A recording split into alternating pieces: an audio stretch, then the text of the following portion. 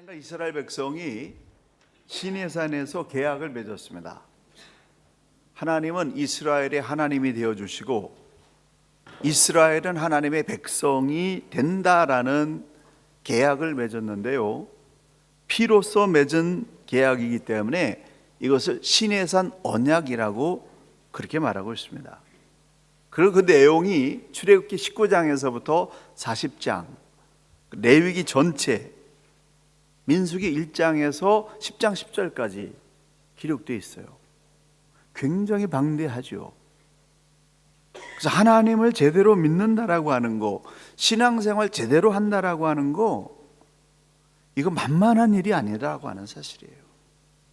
굉장히 정성과 세밀한 그러한 계획과 마음을 들이지 않고는 하나님 온전히 섬기기 어렵다라고 하는 것입니다. 출애굽기의 내용은 십계명과 율법과 그리고 성막에 대해서 하나님께서 우리에게 주셨습니다. 애굽에서 탈출해서 3개월이 지난 다음에 시내산에서 11개월 5일 동안 약 1년 동안 머물면서 하나님의 그러한 백성으로서 살아야 될 말씀과 성막을 받았는데요, 성막이 완성된 다음에 가나안 땅을 향해서 출발하기 직전에 1개월 20일 동안 모세가 레위기를 받은 겁니다. 레위기에는 어떤 내용이 있냐면은 하나님의 백성은 이렇게 살아야 된다라고 하는 제사장 나라의 시민법이 기록된 것입니다. 이 레위기가 크게 두 가지로 나눌 수 있는데 17장까지는 희생 제사를 통해서 죄 사함을 받는 법에 대해서, 그리고 18장부터 마지막 27장까지 하나님의 백성들은 이렇게 살아야 된다 라고 하는 시민법을 하나님께서 주신 것입니다. 오늘은 제사장 나라 거룩한 백성으로서 어떻게 살아야 되는지, 하나님의 백성의 정신, 하나님 백성의 스피릿, 이것을 레위기를 통해서 함께 배우고자 합니다. 저와 여러분이 하나님의 백성들입니다. 하나님의 사람들 어떻게 살아야 되느냐? 첫째, 거룩하게 살아야 됩니다. 하나님께서 하나님의 백성들에게 요구하시는 그런 가장 중요한 포인트가 있는데, 그것은 뭐냐면 거룩한 백성이 되라 라는 말씀이에요. 레위기 11장 45절에 내가 거룩하니까 너희도 거룩하라. 나는 너희의 하나님이 되려고 너희를 애굽에서 인도해낸 여호와이니 내가 거룩하니까 너희도 거룩하라 라고 거룩을 요구하셨습니다. 이 거룩이라고 하는 히브리어 코데시는 구별하다 라는 뜻이에요. 무슨 뜻이라고요? 구별하다. 하나님과 세상을 구별해야 된다라고 하는 겁니다. 하나님의 것과 세상의 것을 구별해서 하나님이 원하시는 삶을 살아야 된다는 거예요. 하나님의 백성이 지켜야 될 그러한 모습입니다. 온 우주 만물에 하나님 같은 분은 한 분밖에 안 계세요. 그래서 하나님과 다른 것을 비교해서도 안 되고 하나님 위에 다른 것을 섬겨서도 안 됩니다. 하나님을 세상과 구별해서 하나님을 거룩하게 섬기는 것, 이게 하나님의 백성들이 해야 될 일이라고 하는 것입니다. 무엇을 구별해야 되느냐? 레위기에 아주 자세하게 처음부터 마지막까지 하나님의 백성들은 이런 걸 구별해야 돼 라고 쭉 말씀하시는데, 하나님 한 분만을 섬겨야 돼 라고 하는 것을 시작으로 해서 음식까지도 이것은 정한 음식이고 이것은 부정한 음식이기 때문에 하나님의 백성들은 음식까지도 거룩한 것만 먹도록 그렇게 말씀하셨습니다. 레위기는 삶의 모든 영역에서 하나님을 위해서 구별된 삶을 살아야 된다 라고 그렇게 말씀하신 거예요. 음식을 먹는 이 구별은 십자가 이후에 철폐되었지만은 몸과 마음과 영혼을 구별하는데 음식 먹는 것까지 구별해서 먹는 이 거룩한 정신은 그대로 살아있는 것입니다. 그래서 우리가 우리의 몸을 거룩하게 지키기 위해서 술과 담배와 마약과 몸에 해로운 것들을 안 먹는 거예요. 몸을 깨끗하게 하고 마음을 깨끗하게 해서 구별해서 살도록 하기 위해서 몸에 해로운 것들은 안 하는 것입니다. 왜 음식을 구별하고 시체를 멀리하고 속된 것을 멀리하면서까지 몸과 마음과 영혼을 깨끗하게 지켜야 되느냐? 거기에 하나님이 임재하셔야 되기 때문에 그렇습니다. 하나님은 거룩하신 분이기 때문에 거룩한 곳에만 임재하십니다. 그래서 하나님이 우리의 삶 가운데 들어오게 하시기 위해서 우리의 몸과 마음과 영혼을 거룩하게 구별하게 살아야 된다라고 하는 것입니다. 출애굽기 24장에서 40장까지 성막에 관한 기록입니다. 하나님이 이 세상에 이스라엘 백성들 가운데 들어오셔서 임재하시는 그 성막을 제작하기 위해서 장장 24장에서 40장까지 성막은 이렇게 건축하라 라고 자세하게 말씀하고 있습니다. 하나님만을 위한 장소, 하나님만을 위한 기구들, 하나님만을 섬기기 위해서 삶 전체를 하나님 앞에 바친 레위인과 제사장들 구별해서 성막에서 일하도록 그렇게 하셨습니다. 하나님께 바쳤다, 봉헌했다라고 하는 것이 바로 거룩이라는 거예요. 이스라엘 백성들이 행진하지 않고 머물러서 진을 칠 때에는 12지파가 사방에 3지파치 배치하고 가운데 레위 지파가 성막을 모셨습니다. 거기에 하나님이 임재하시는 거예요. 하나님께서 성막에 임재하시는, 하나님이 함께하는 이스라엘 백성이 되니까 어떻게 됐습니까? 이스라엘이 가는 곳마다 이스라엘 백성들을 꺾을 수 있는 그런 어떤 존재도 있을 수 없었다라고 하는 거예요. 그 누구도 무너뜨릴 수 없는 강력한 하나님의 군대가 된 것입니다. 왜 그렇게 강했어요? 하나님께서 그들과 함께 하셨기 때문에. 하나님이 함께 하셨기 때문에 위대한 사람이 되고 위대한 민족이 된 것입니다. 저와 여러분 가운데 하나님이 임재하시게 되면 그런 역사가 일어난다라고 하는 거죠. 그런데 그런 하나님의 임재하심이 일어나기 위해서 우리가 세상과 구별해서 거룩한 삶을 살아야 된다라고 하는 것입니다. 하나님의 것과 세상적인 것을 구별해서 내가 얼마나 살고 있는가 심각하게 고민해야 됩니다.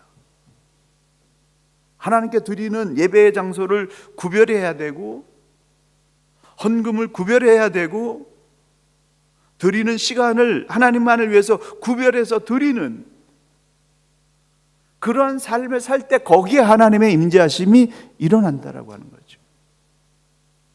에스겔이 환상을 봤습니다.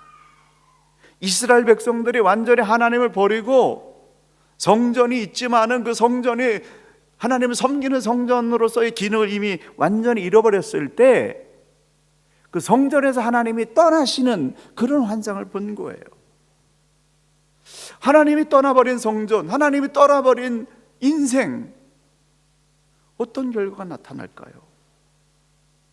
하나님의 임재하심이 이스라엘 성전에서 떠나가게 될 때 바벨론이라고 하는 폭군들이 와가지고 철저하게 파괴하고 비참하게 왕과 백성들을 노예로 다 잡아갔습니다. 하나님께서 떠나버린 성전, 하나님께서 떠나버린 신앙, 껍데기라고 하는 거죠. 아무 의미가 없다라고 하는 거죠. 아무리 금으로 화려한 치장을 해도 하나님께서 떠나버린 그 성전과 인생은 생명력을 잃어버리는 것입니다. 그래서 하나님을 모시기 위해서 하나님과 함께 거룩한 삶을 살기 위해서 우리가 구별된 삶을 살아야 된다라고 하는 겁니다. 다니엘이 포로로 끌려갔습니다. 바벨론이 식민지들의 영재들을 교육을 해서 식민지를 바벨론 정신으로 통치하기 위해서 영재들을 교육하게 됐는데요, 거기에 다니엘과 세 친구가 들어가게 된 것입니다. 그런데 거기에서 우리가 잘 아는 대로 영재 교육을 받을 때 다니엘은 뜻을 정하여 더럽혀진 음식을 먹지 않았다라고 하는 거죠. 근데 그 뜻을 정했는데 어떤 기준에서 뜻을 정했냐면은 레위기 11장에서 하나님의 말씀대로 하나님께서 이거는 먹어도 되는 음식이고 이거는 먹어서는 안 되는 부정한 음식이라고 정해 놓으셨는데 그 말씀대로 살기로 뜻을 정했다라고 하는 거예요.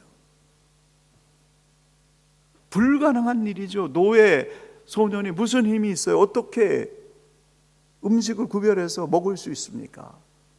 근데 뜻을 정해서 하나님 위해서 거룩하게 살기로 뜻을 정하니까 그 음식을 주장하는 환관장을 설득할 수가 있었고 돕는 사람들이 생겨서 그 뜻을 실천에 이루어 나갈 수가 있었습니다. 그리고 3년 후에 어떤 소년들보다도 뛰어난 그런 소년인 이 인재들로 성장이 되었고, 특별히 다니엘은 꿈을 해석할 수 있는 특별한 능력이 주어졌는데, 느부갓네살이 큰 금신상에 꿈을 꾸었을 때 그 꿈에 대해서 해석할 수 있는 이 바벨론의 지혜자들이 한 사람도 없었습니다. 그래서 그 지혜자들 다 죽이게 되는 그런 위기가 왔을 때, 그때 다니엘이 느부갓네살 왕의 그 꿈을 정확하게 해석하는데요, 아수르 바벨론을 이어서 페르시아, 헬라, 로마 제국 5대 제국이 연달아 일어나게 될 것이요, 그 제국은 뜨인 돌에 의해서 무너질 것이다 라고 하는 예언한 겁니다. 이 바벨론 제국도 멸망당할 것이다 라는 예언이 포함되어 있는 거죠. 근데 그 예언을 했는데 놀랍게도 그 순간에 폭군 느부갓네살 왕이 엎드려 절하면서 굴복하면서 많은 선물을 줬습니다. 어떻게 그렇게 할 수 있었을까요? 느부갓네살 왕이 꿈을 통해서 그것을 그대로 다 보았는데, 그것을 다니엘이 그대로 하나님이 그 똑같은 꿈을 주셔서 그것을 해석해냈기 때문에 굴복할 수밖에 없었다라고 하는 사실입니다. 다니엘은 현재와 미래를 내다본 것입니다. 600년 후에 예수 그리스도의 임재를 내다본 것이에요. 그래서 다니엘의 이런 예언은 레위기 11장의 말씀을 따라서 뜻을 정해서 하나님의 백성으로 거룩하게 사는 이 거룩한 삶을 통해서 일어난 열매라고 하는 사실입니다. 그래서 하나님의 백성은 달라야 돼요. 우리가 더 깊은 신앙의 세계로 들어가고 더 깊이 하나님을 만나고 하나님의 계획과 비밀을 알기를 원한다고 한다면, 하나님이 원하시는 대로 세상적인 것과 거룩한 것을 구별해서 살아가는 이 구별된 거룩한 삶이 이루어져야 된다는 사실입니다. 그러므로 하나님의 것을 따로 구별하여 섬기는 구별된 삶, 거룩한 삶을 실현함으로써 하나님께서 주시는 영감으로 가득한 하나님의 사람들 되시길 간절히 축원합니다. 두 번째, 하나님의 사람들은 신앙의 전문가들이 되어야 돼요. 믿음의 전문가들이 되어야 됩니다. 하나님을 믿는 게 이것입니다라고 하는 전문가가 돼야 돼요. 어떤 사람은 자신이 없으니까 교회 밖에 나가서 사람들에게 당신도 집사야? 그러니까 나는 집사가 아니라 잡사라고. 끔찍한 얘기죠. 이런 끔찍한 얘기가 어디 있습니까? 여러분, 그렇게 살아서는 안 된다라고 하는 거죠. 세상 가운데 나가서 나 하나님 섬기는 사람이라고 하는 거 얘기 안 하도 사람들이 알 수 있도록 구별된 삶을 살아야 됩니다. 사람이 어떻게 하나님 믿어야 돼? 이렇게 해야 하나님 믿는 것이고요, 이렇게 해야 영생을 얻을 수 있습니다라고 하는 신앙의 종목을 찔러줄 수 있는, 영혼을 구원할 수 있는 전문가로 성장해야 된다라고 하는 것입니다.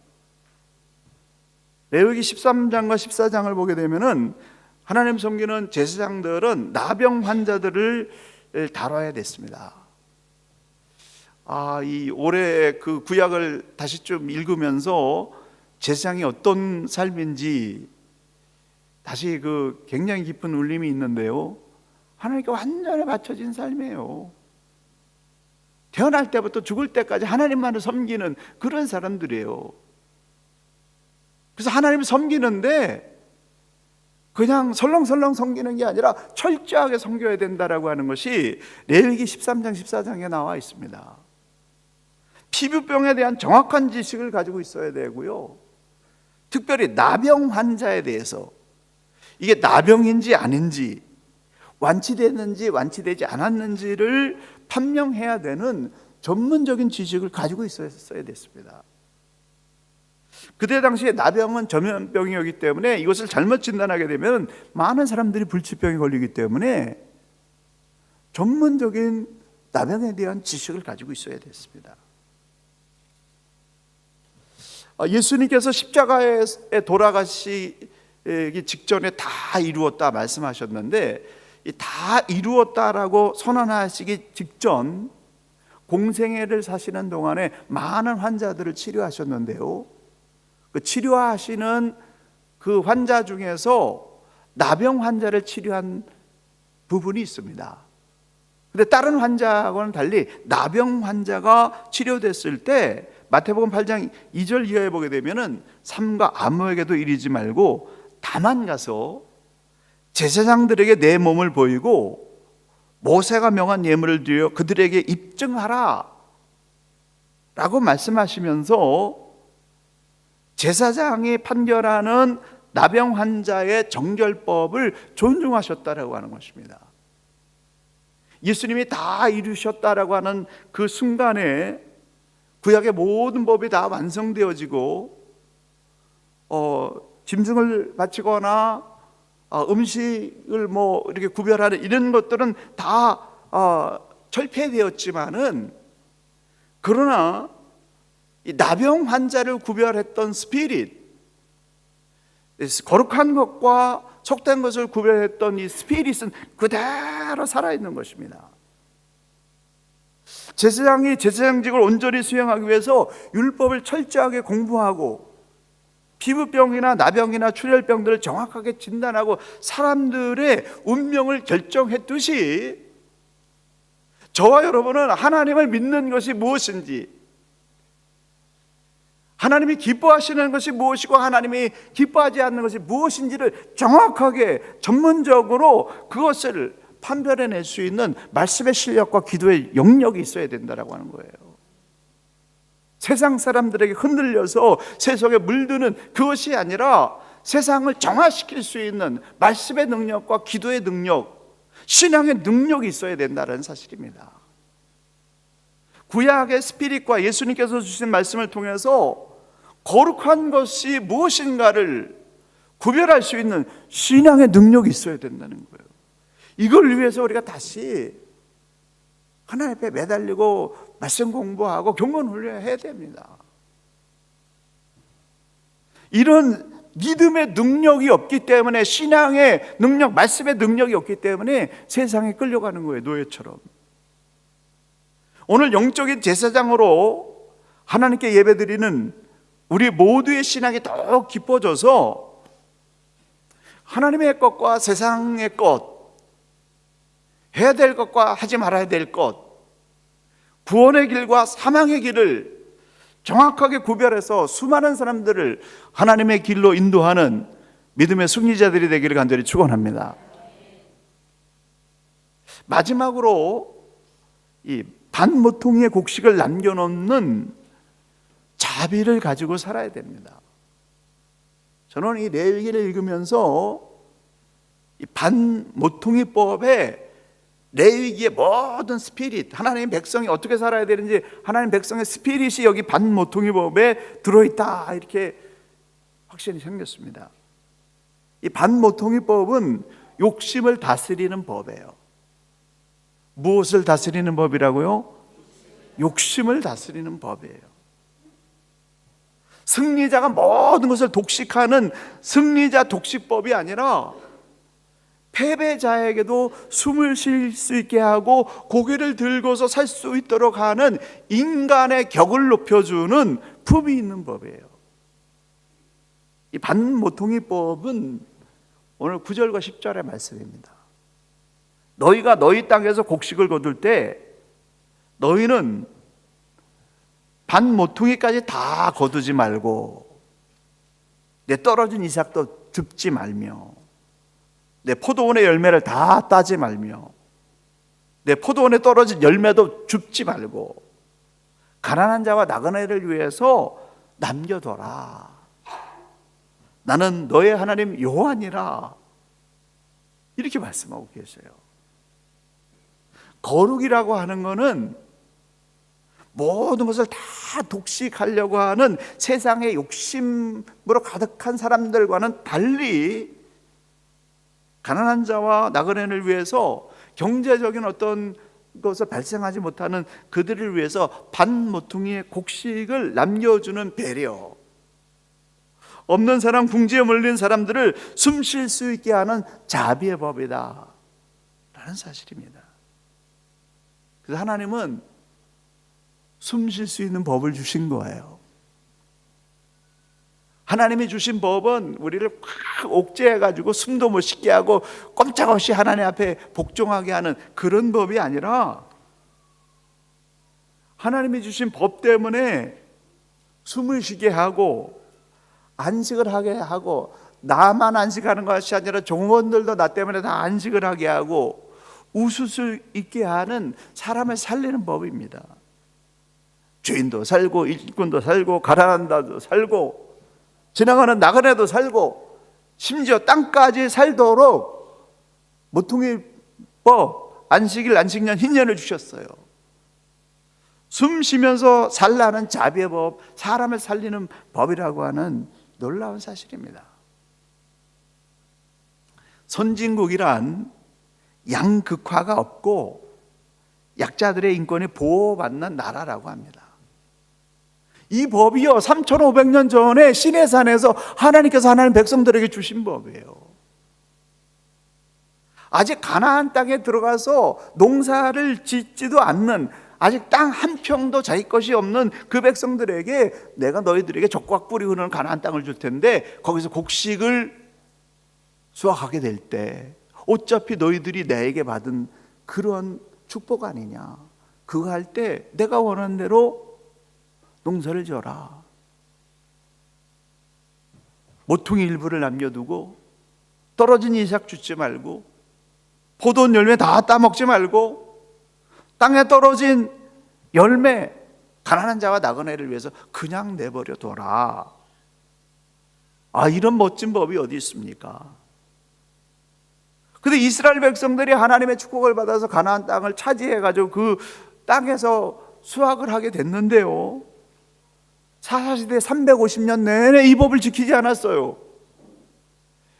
욕심을 부려가지고 그냥 한 톨도 안 남기려고 싸그리 싹싹 다 거둬들였을 뿐만 아니라 더 많은 곡식을 쌓기 위해서 하나님 버리고 바알을 숭배하는, 풍요를 가져둔다는 바알을 위해서 못된 짓을 다 하는 그런 일을 했습니다.